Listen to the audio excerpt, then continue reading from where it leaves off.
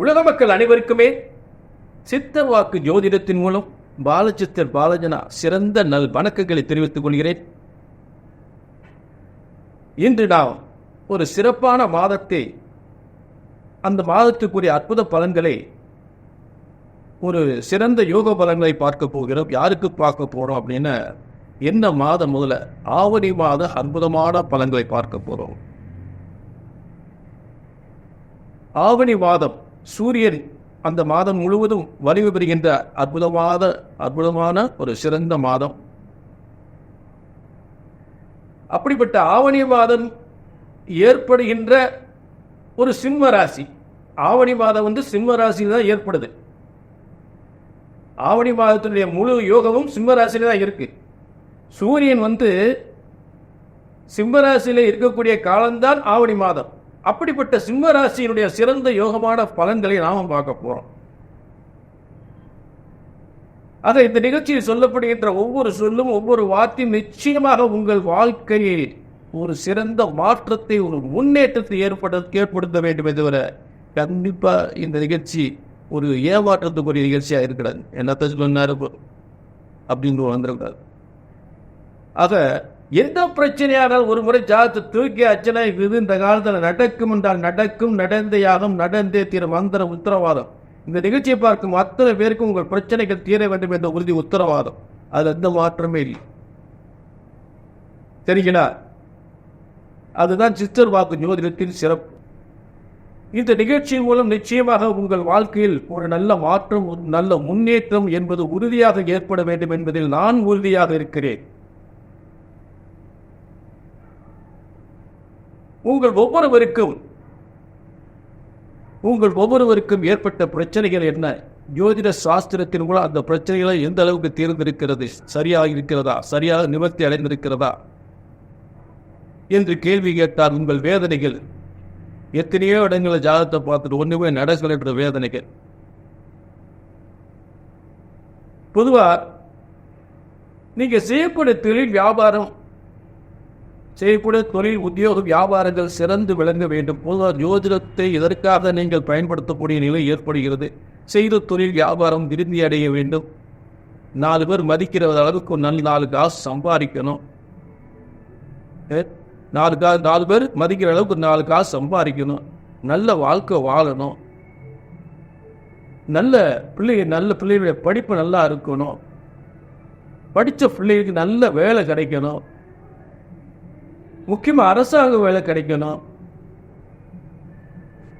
ஆக இப்படிப்பட்ட நல்ல அரசாங்க வேலை கிடைக்கணும். காலகாலத்தில் கல்யாணம் முடியணும். பிள்ளைகளுக்கு காலகாலத்தில் கல்யாணம் முடியணும். ஆக அடுத்து புத்திர பாக்கியம்.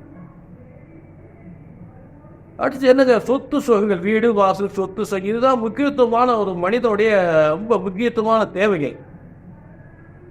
இது கண்டிப்பாக சொன்னது நடக்கும் என்ற உத்தரவாதம் எங்கெங்க நடந்துச்சு. இந்த பாருங்க, பையன் நல்லா படிச்சிருக்கான், நல்ல படிப்புங்க, நல்ல வேலை, கை நிறைய சம்பாதிக்கான், நல்ல படிச்சா நல்ல இடத்துல வேலைக்கு போனா நல்ல கை நிறைய சம்பளம் வாங்குறான், எந்த குறையும் இல்லை. ஆனா கல்யாணம் மட்டும் முடிய மாட்டேங்குது. அதுதானே ரகசியம். இதுதான் இந்த உலகத்துல எங்கெங்கயோ காலத்தை தூக்கிட்டு அலையிறீங்க, கல்யாணம் முடியலன்னு சொல்லி அந்த வேதனையாட்ட சொல்றீங்க. ஐயோ, 4-5 வருஷமா பொண்ணு பார்க்குற பையனுக்கு முடிய மாட்டேங்குது. பையன் நல்லா படிச்சிருக்கா, நல்ல வேலை பார்க்குறான், நல்லா கை நிறைய சம்பளம் வாங்குறேன், ஆனா கல்யாணம் மட்டும் முடிய மாட்டேங்குது. இதுதான் ஒரு சிறப்பு. சொன்ன மாசம் கல்யாணம் முடியும். சும்மா ஜாதகத்துட்டு அலையக்கூடாது, பொண்ணு பார்த்துட்டே அலையக்கூடாது, பொருத்தம் பார்த்துட்டே அலையக்கூடாது. அதே போல் அரசாங்க வேலையா சொன்ன மாசம் கிடைக்கும். சும்மா எப்பதான் வேலை கிடைக்கும் ஒரு கேள்விக்குறியாவே இருக்கக்கூடாது. சும்மா 2 வருஷம் 3 வருஷம் 4 வருஷம் முயற்சி பண்ணிட்டே இருக்கக்கூடாது. ஐயா, கல்யாணம் ஆகி குழந்தை இல்லையா பிள்ளைக்கு? ஏன் குழந்தை இல்லை? என்ன காரணம்?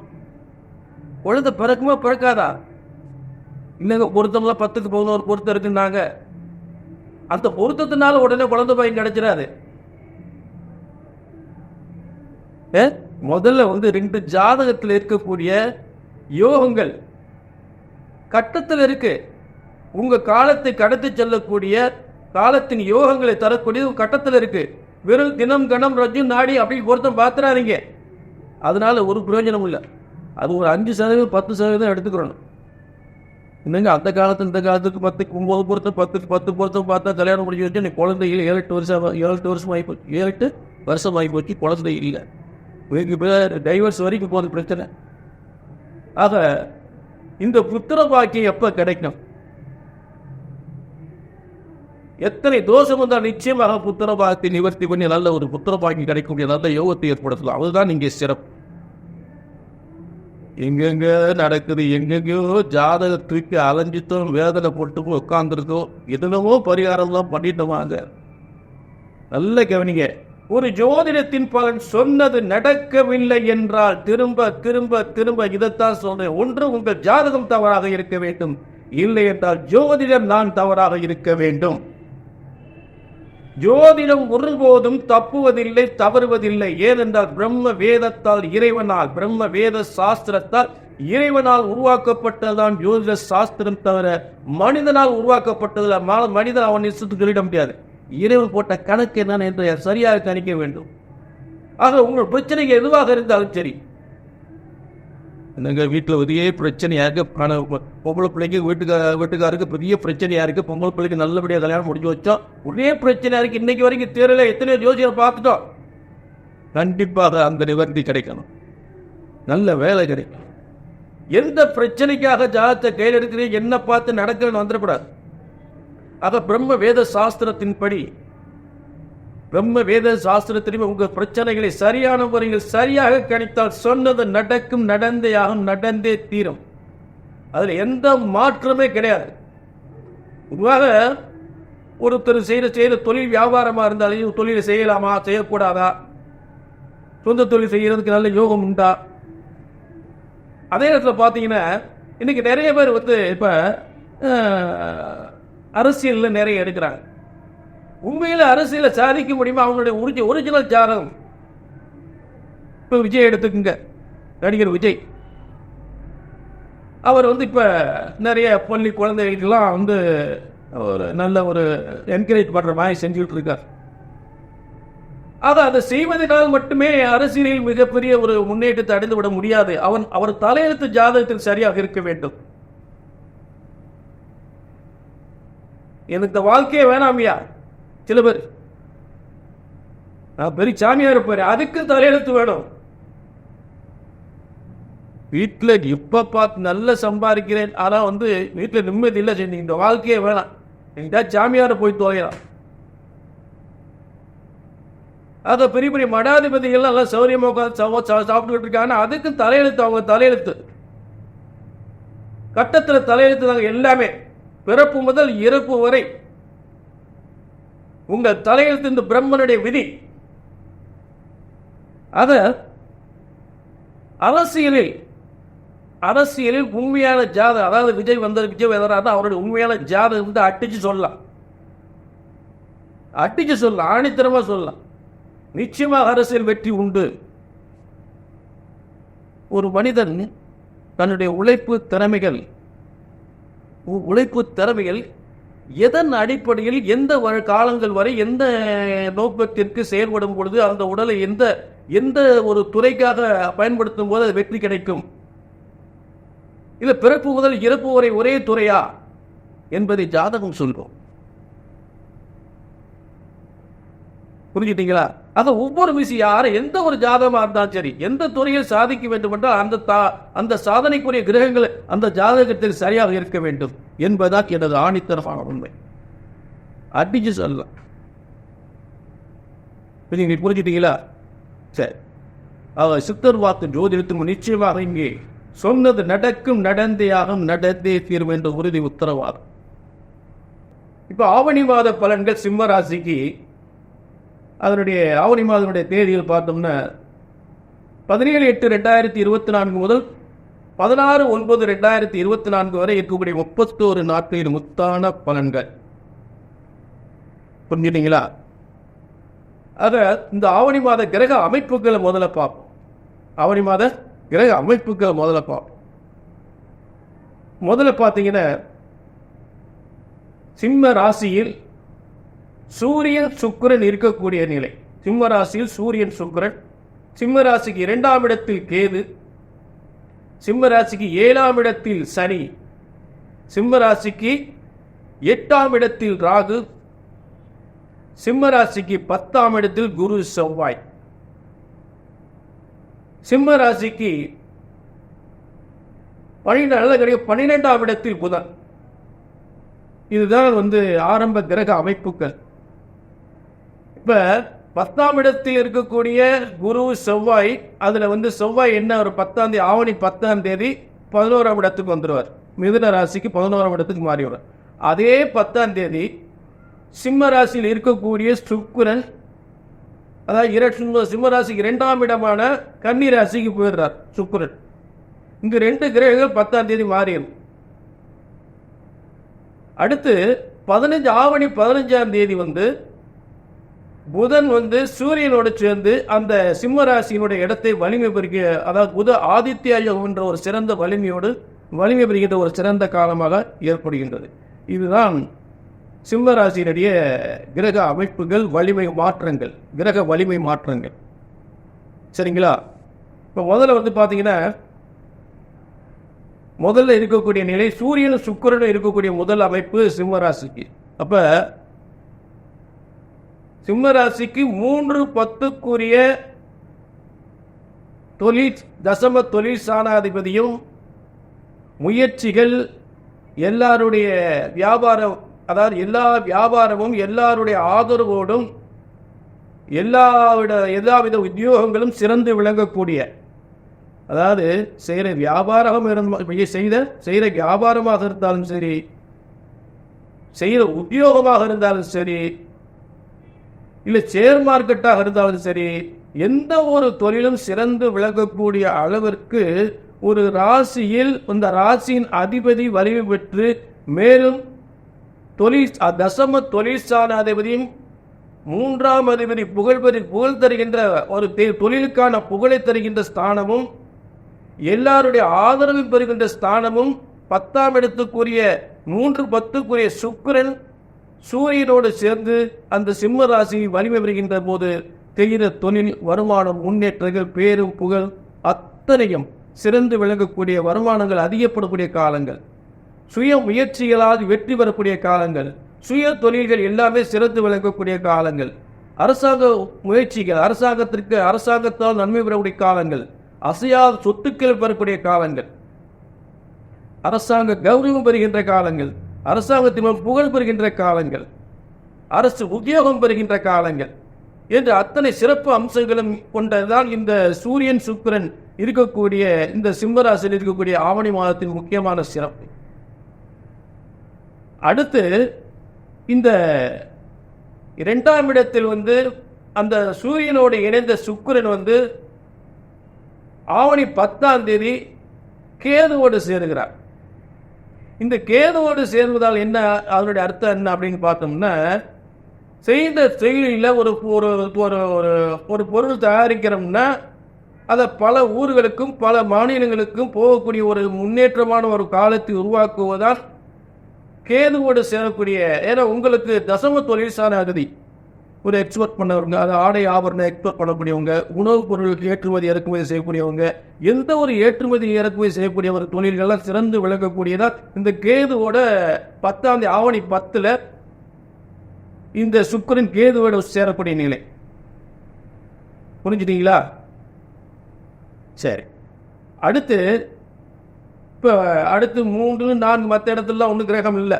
இப்போ சிம்மராசிக்கு அடுத்து 7ஆம் இடம், 7ஆம் இடத்தில் ஒரு சனி பகவான் ஆட்சி பெற்று மூல திரிகோணம், அதாவது கும்பராசி 7ஆம் இடத்தில், சிம்மராசி 7ஆம் இடம் கும்பராசி, அந்த சனி பகவான் ஆட்சி பெற்ற ஒரு ஸ்தானம், அடுத்து மூல திரிகோணம் என்று ஒரு சிறந்த ஸ்தானம், அடுத்து வக்ரம் பெற்ற சனி என்று சொல்லக்கூடிய நிலை.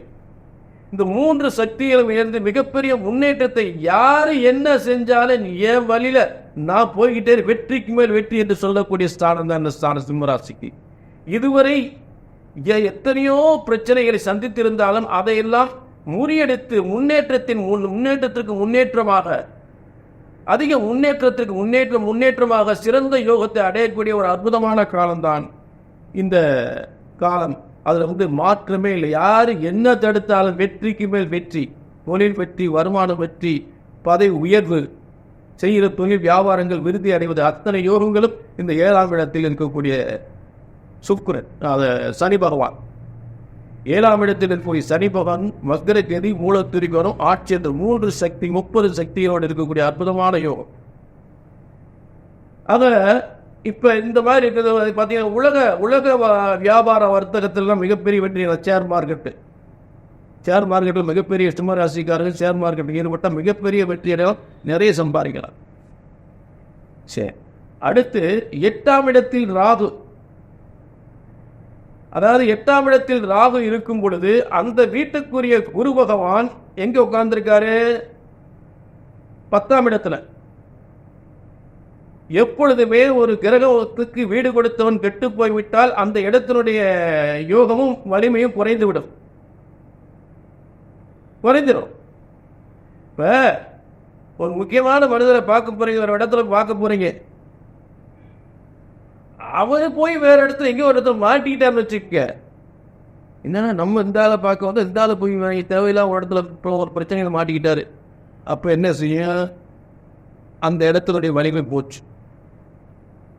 அப்ப யாரை பார்க்க போறோமோ அவரு ஒரு சிறந்த ஒரு உங்களுக்கு உதவி செய்யக்கூடிய ஒரு இடத்துல அதற்கு சம்பந்தப்பட்டவரோடு சேர்ந்து உட்கார்ந்துருக்காருன்னு வச்சுங்க. அந்த ஆளை பார்த்துதான் உட்கார்ந்துருக்கேன், நீ யாரை பார்க்கணும் நினைச்சியோ அவர்கிட்ட தான் இருக்கேன், நேரம் அங்க வந்துரு.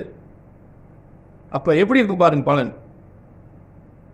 அப்படிப்பட்ட நிலையில் தான் ராகு இருக்கிறத பத்தி கவலைப்படக்கூடாது. ஏன்னா ராகு இருக்கக்கூடிய வீட்டின் அதிபதி குரு பகவான் உங்களுடைய தொழில் தசம தொழில் ஸ்தானத்தில் நிரந்தர தொழில் வெற்றி பெறக்கூடிய இடத்துல உட்கார்ந்திருக்கார். 10ஆம் இடத்தில் தொழில் ஸ்தானத்தில் உட்கார்ந்திருக்கார், கேந்திர வலிமையோடு உட்கார்ந்திருக்கார். அப்ப அந்த வீட்டுக்குரியவன் எங்க உட்கார்ந்திருக்காரு முதல்ல? அப்ப குருவுக்கு இடம் கொடுத்த சுக்கிரன், ரிஷபராசில சுக்கிரன் உட்கார்ந்திருக்காரு. அப்ப அந்த ரிஷபராசிக்குரிய சுக்கிரன் எங்க உட்கார்ந்து? உங்க இடத்துல உட்கார்ந்து சிம்மராசியில. சிம்மராசியில் சுக்கிரன். இப்படி பாருங்க, கிரகங்கள் வலிமை இப்படித்தான், கிரக வலிமை இப்படித்தான் கணக்கு போடணும். அப்போ உட்கார்ந்து உங்க இடத்துல உட்கார்ந்து அப்புறம் 10ஆம் தேதி உங்களுடைய பயணஸ்தானத்துல மாறிடுறார் சுக்கிரன், கேதுவோட சேர்ந்துடுறார். ஞானகாரகன், வித்தைக்காரகன் என்று 7 ராகு கேதுக்களுடைய வலிமை சிறப்பாகிறி. சரி, அடுத்து நம்ம சிம்மராசிக்கு 8ஆம் இடத்து ராகுடைய வலிமையை பார்த்துட்டோம். அடுத்து 9ஆம் இடம் 10ஆம் இடத்துல இப்ப குரு பத்தி பேசிட்டு இருக்கோம். அப்ப குரு உங்களுக்கு யாரோட சேர்த்து உட்கார்ந்துருக்காரு? உங்களுடைய அதாவது 4ஆம் அதிபதி 9ஆம் அதிபதி. எது பாருங்க, அதாவது ஒரு ஜாதகத்துல கேந்திர திரிகோணாதிபதிகள் வலிமை பெறும் பொழுது அது பூர்வ புண்ணிய ஸ்தானத்தோட, அதாவது உங்களுக்கு பூர்வ புண்ணிய ஸ்தானம் வேற யாரும் கிடையாது, குரு பகவான் தான் பூர்வ புண்ணிய ஸ்தானத்து அதிபதி. அப்ப இந்த கிரகங்கள் பூர்வ புண்ணிய ஸ்தானாதிபதி போய் மேலும் 2 திரிகோணாதிபதிகள், அதாவது ஒரு 4ஆம் அதிபதி கேந்திர அதிபதி, அதுவே அவரே 9ஆம் அதிபதி ஆகிறார் சிம்மராசிக்கு. அப்படிப்பட்ட 2 வலிமையோடு இருக்கக்கூடிய செவ்வாய் பூர்வ புண்ணிய அவர் ஒரு திரிகோணாதிபதி, இருவரும் சேர்ந்து எப்படி அந்த வலிமை. அதுதான் சிம்மராசி. அசைக்க முடியாத தொழில் வெற்றிகள், தொழில் முன்னேற்றங்கள், பதவி முன்னேற்றங்கள், செய்கின்ற வியாபார தொழில் இன்னைக்கு அப்படி ஒரு சிறப்பான யோகத்தில் இருக்கு. அப்ப சிம்மராசிக்காரங்க புதிய வேலை வாய்ப்பு முயற்சி பண்ணால் அந்த வேலையில மிகப்பெரிய வெற்றியை தரக்கூடிய நிலையை இருக்கும். அரசாங்க வேலைக்கு முயற்சி பண்ணலாம், எந்த ஒரு உத்தியோகத்துக்கும் போகலாம், அந்த அவ்வளவு சிறப்பா இருக்கக்கூடிய காலங்கள். சரி, அடுத்து இந்த குருமங்கல யோகம் என்பது செவ்வாயும் குருவும் சேர்ந்து குருமங்கல யோகத்துல தசம தொழில் ஸ்தானத்துல சிம்மராசி இருக்கக்கூடிய ஒரு சிறந்த வலிமை. ஆனா அந்த வலிமை என்னப்ப ஒரு ஆவணி 10 செவ்வாய் குருமங்கல யோகத்துல இருந்து செவ்வாய் அடுத்த இடத்துக்கு போயிடுறார். எங்க சிம்மராசிக்கு 11ஆம் விட ரொம்ப அது ஒண்ணு பாதிப்பு ஒன்றும் கிடையாது. 11ஆம் விட லாபஸ்தானம் தானே, வெற்றி ஸ்தானம், லாபஸ்தானம். அப்ப எல்லாருடைய ஆதரவும் மேலும் எல்லாரும், அதாவது இடம் வீடு சம்பந்தப்பட்டது, பொதுமக்கள் சம்பந்தப்பட்ட ஆதரவு, அரசியல் சம்பந்தப்பட்ட ஆதரவு, அதிகாரத்துவம் வாழ்ந்த உத்தியோகம், மற்றொரு உயர்ந்த மனிதர்களின் ஆதரவு, எவ்வளவு பெரிய மனிதர்களை சந்தித்தாலும் அந்த மனிதர்கள்லாம் மதிப்பு மரியாதை கொடுத்து அந்த காரியத்தை வெற்றிகரமாக முடிக்கக்கூடிய காலம் பயணஸ்தானம், தொழில் வெற்றி ஸ்தானம் என்று சொல்லக்கூடிய இடத்தில் அந்த அதிகாரத்துவம் வாய்ந்த பூமிகாரகன், சொத்துக்களுக்குரியவன், அதிகாரம் வாய்ந்த உத்தியோகத்துக்குரியவன், அந்த செவ்வாய் என்று சொல்லக்கூடிய அந்த பூமிகாரன் என்று சொல்லக்கூடியவன், அந்த செவ்வாய் 11ஆம் இடத்தில் லாபஸ்தானத்தில் இருக்கக்கூடிய அற்புதமான யோகங்கள். ஆக 11ஆம் இடத்தில் எந்த கிரகம் இருந்தாலுமே மிகப்பெரிய ஒரு நல்ல யோகத்தை தரும். அது முக்கியமாக கேந்திர திரிகோணாதிபதி 11ஆம் இடத்தில் இருக்கும்போது மிகப்பெரிய வெற்றியை தரும். புரிஞ்சுட்டீங்களா? அடுத்து புதன் ஆவணி 15 உங்க சிம்மராசியில் சூரியனோட சேர்ந்துறார். புத ஆதித்யா யோகம், அதாவது உங்களுக்கு தனஸ்தானாதிபதியும் தனகாரகனும், சிம்மராசிக்கு தனஸ்தான செய்கிற வியாபாரம், தொழில், வருமானம், முன்னேற்றம், பதவி முன்னேற்றம், காசு வனங்கள் கொட்டக்கூடிய வருமானத்தை தக்க வச்சக்கூடிய புத்திசாலித்தனம், திறமை, வெற்றி. அந்த லாபாதிபதி உங்களுடைய ராசியில உட்கார்ந்துடுறாரு சூரியனோட சேர்ந்து புத ஆதித்யா யோகத்துல. அப்ப இத்தனை சிறப்பு அம்சங்கள் ஆவணி மாதம் சிம்மராசிக்கு சிறப்பாக, மிக சிறப்பாக இருக்கிறது. கவலைப்பட வேண்டியது, தொட்டதெல்லாம் பொன்னாகும். வெற்றிக்கு மேல் வெற்றி தான். முக்கியமா எல்லா தொழிலும், முக்கிய ஷேர் மார்க்கெட்டை எடுத்தாலும், அரசியலை எடுத்துட்டாலும் சரி, எக்ஸ்போர்ட் பண்ணக்கூடிய தொழிலாக இருந்தாலும் சரி, ஒரு பெரிய ஒரு தொழிலை நிர்வாகம் பண்ண பெரிய தொழில் பிஸ்னஸ் மேன், பெரிய தொழில் அதிபர், தங்க நகை, ஆடை ஆபரணங்கள், எந்த தொழிலானாலும் சரி ரொம்ப சிறப்பு பெறக்கூடிய மருத்துவத்தில் சிறப்பு மருத்துவத்தில் இருப்பாங்க, சினிமா துறையில் இருப்பாங்க. அத்தனை துறைகளிலும் சிறந்து விளங்கக்கூடிய ஒரு சிறந்த யோகமான காலமாக இந்த ஆவணி மாதம் அற்புதமான மாதமாக சிம்மராசிக்கு அமைந்திருக்கிறது. அதில் சந்தேகமே இல்லை. வாழ்க வளமுடன் பேரும் புகழோடு வாழ்வீர்கள், அதுல சந்தேகமே இல்லை. ஆக உங்கள் பிரச்சனைகளை பிரம்ம வேத சாஸ்திரத்தின் மூலம் சரியாக கிடைத்தால் சரியாக நடக்கும். இதில் நம்பர் நோட் பண்ணிக்கங்க, அப்பாயின்மெண்ட் வாங்கிக்கங்க. நடக்கிற காரியம் என்னன்னா பார்த்துருமே, நடக்காத காரியம் நடக்கும், நடந்தையாகும், நடந்தே தீரும். எந்த ஒரு யாராக இருந்தாலும் சரி, அவருடைய ஒரிஜினல் ஜாதகம். இன்னைக்கு நிறைய பேர் என்னென்னவோ தொழிலில் ஈடுபடுறாங்க, அரசியல் ஈடுபடுறாங்க. அதே நேரம் அவங்களால அரசியல் முன்னுக்கு வர முடியுமா? அவங்களுடைய ஒரிஜினல் ஜாதகம் தான் அரசியல் வெற்றி உறுதியாக உண்டு, அடிச்சு சொல்லலாம். ஆக நிச்சயமாக உங்கள் வாழ்க்கையில் ஏற்பட்ட அத்தனை பிரச்சனைகளுக்கு இங்கே சொன்னது நடக்கும், நடந்தையாகும் என்று உறுதி உத்தரவாக மீண்டும் ஒரு நல்ல நிகழ்ச்சி சந்திக்கும் வரை உங்களிடம் விடைபெறுகிறேன். நன்றி, வணக்கம்.